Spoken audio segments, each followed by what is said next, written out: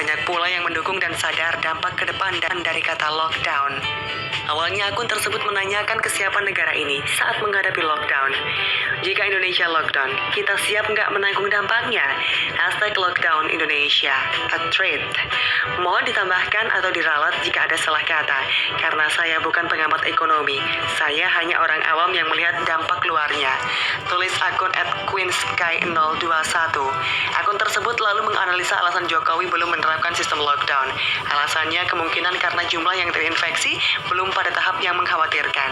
Korea Selatan misalnya, meski sudah menginfeksi 8.000 jiwa tapi belum memperlakukan lockdown.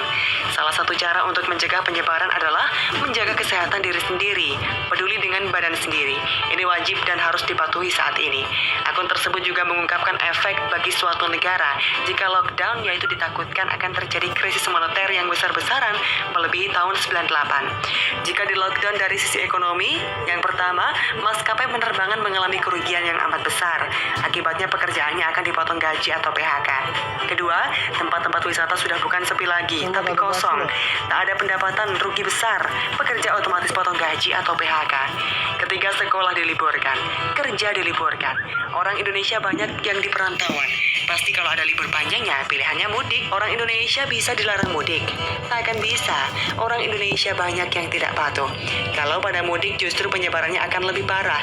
Desek-desekan semua manusia di pelabuhan, stasiun, tol, terminal, sampai kampung halaman menyebarkan virus ke kampungnya. Yang keempat, orang ekonomi atas banyak ngeborong makanan. Akibatnya stok makanan atau minuman akan ludes dalam sekejap. Lalu makanan dan minuman langka dan harganya mahal. Teori permintaan, semakin besar permintaan, maka harga relatif akan naik. Permintaan turun, harga turun. Sudah tidak mendapat gaji, harga makan mahal pula. Yang kelima, jika kerja diliburkan pasti mempengaruhi ekspor atau impor. Mengingat di Indonesia banyak sekali pabrik yang mengekspor barang, tidak ada pemasukan dari pariwisata. Pajak ekspor impor berkurang. Bisa dibayangkan sendiri, nilai rupiah akan anjlok sampai tahap mana.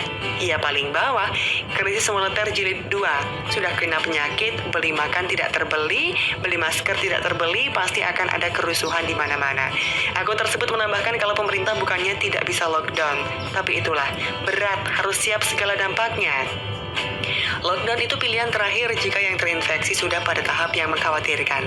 Makanya kita selalu berdoa semoga jumlahnya yang terinfeksi tidak bertambah dan ikuti saran pemerintah.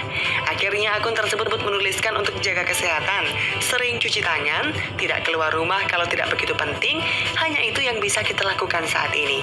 Dan yang terinfeksi kebanyakan habis pulang dari luar negeri. Semoga yang habis dari luar negeri pada kooperatif untuk ngecek kesehatannya. Di bandara juga sudah diperketat untuk yang baru datang dari luar negeri, dilakukan pengecekan kesehatan di bandara.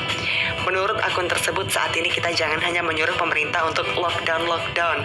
Kita harus turut andil juga.